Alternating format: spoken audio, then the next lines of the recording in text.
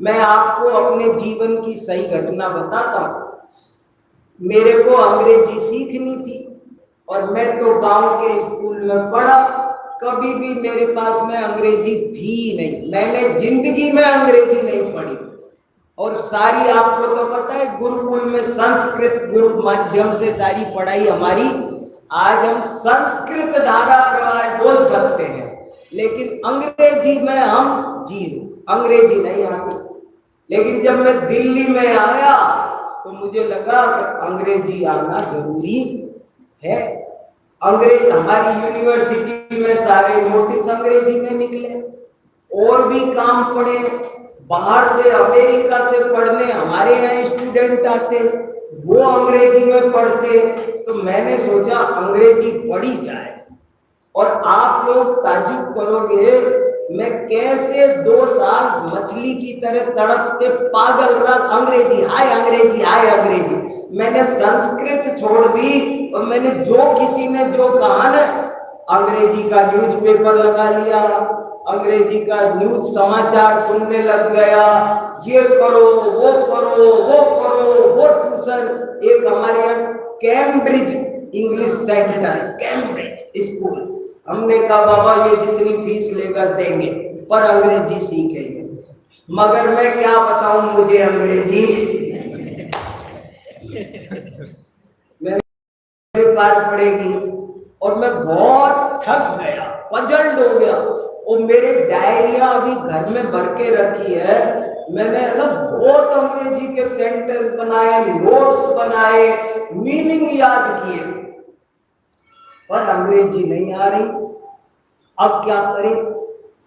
आखिरकार मैंने क्या किया कि हमारे घर के पास में एक छोटा सा ऐसे ही स्कूल चलता है, और उसमें प्राइमरी स्कूल वालों को एक टीचर अंग्रेजी पढ़ाती है।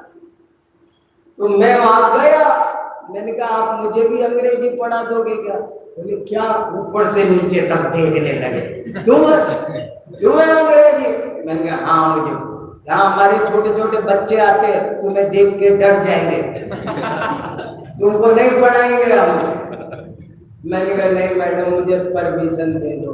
मैं पीछे ही पीछे चुपचाप बैठा रहूंगा, कुछ नहीं बोलूंगा, सवाल नहीं किया करूंगा, कुछ भी आपको डिस्टर्ब नहीं करूंगा, आप मुझे पीछे बैठने दो, जो फीस औरों से लेते हो उससे ज्यादा फीस में जमा करूंगा, पर मुझे बैठने दो।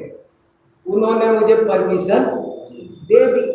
अब मैं रोज आना, समय से पहले, कोई बच्चा क्लासरूम में नहीं आता था, क्लास का दरवाजा मैं खोलता, ये टेबल पोछा लगा देता, ये कुर्सी पर पोछा लगा देता, ब्लैक बोर्ड साफ कर देता, और वो जो पढ़ाने वाली मैडम जब घुसती ना तो मैं खड़ा हो जाता ऐसे हाथ जोड़ के, और मैं ये सोचता था साक्षात सरस्वती पधार रही है, ऐसे सोचता। मैं आपको सही बता रहा हूं, मेरे लिए ये भगवान है। मैंने उस टीचर को टीचर नहीं समझा, मैंने समझा ये सरस्वती माता पधार रही है। और मैं इतना उन पर विश्वास करता था कि किताबों में गलत हो सकता है, दुनिया में गलत हो सकता है, पर मेरी मैडम गलत नहीं हो सकती। इतना मैंने, जैसे मेरे को कई शब्दों के प्रोनाउंसिएशन में दिक्कत होती थी कि डायरेक्टर सही होता है कि डायरेक्टर सही होता है, लेकिन अगर मेरी मैडम ने बोला डायरेक्टर तो मैं दावे से दुनिया से लड़ सकता था, डायरेक्टर सही है, मेरी मैडम ने बोला है, डायरेक्टर बोलना गलत है। इतने विश्वास के साथ, इतने आदर के साथ, इतने विनय के साथ, और रोजाना मैं डस्टर चौक रखता, सारे पोछे लगाता, दरी नहीं बिछी हो तो दरी बिछा दूं, टेबलें करीने से नहीं लगी हो तो लगा दूं। और ये काम मैंने 6 महीने भी नहीं किया, और जो वो बताए वो सीखना, वो अनुवाद करना। और मुझे उस 6 महीने में जो अंग्रेजी आई, उसके बाद मैंने अंग्रेजी समर स्कूल वाले पढ़ाने आए, मैंने 1 महीने उनको जैन दर्शन पढ़ाया अंग्रेजी में लगातार। अंग्रेजी में मैंने 10 लेख लिख दिए और आज मैं धड़ल्ले से अंग्रेजी में पढ़ लेता हूँ, बोल लेता हूँ, लिख लेता हूँ, क्लास ले लेता हूँ। कैसे ले लेता हूँ? मुझे ये समझ में आया कि ये और कोई चमत्कार नहीं है। पैसे तो मैंने बहुत खरीदे थे, किताबें तो मैंने बहुत खर्च की थी, दूर दूर तक बहुत गया था, और मुझे जिस दिन अंग्रेजी आई उस दिन मेरी इस विनय के कारण आई।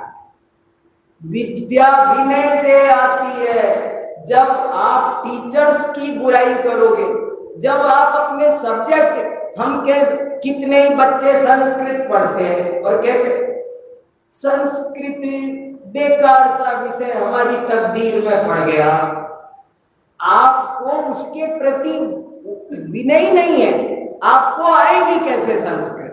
जब आप उसकी निंदा कर रहे हो, जब आप उस विषय की और उस विषय के अध्यापक की निंदा कर रहे हो, तो वो ज्ञान आपको कभी आ सकता नहीं है। इसलिए विनयाचार,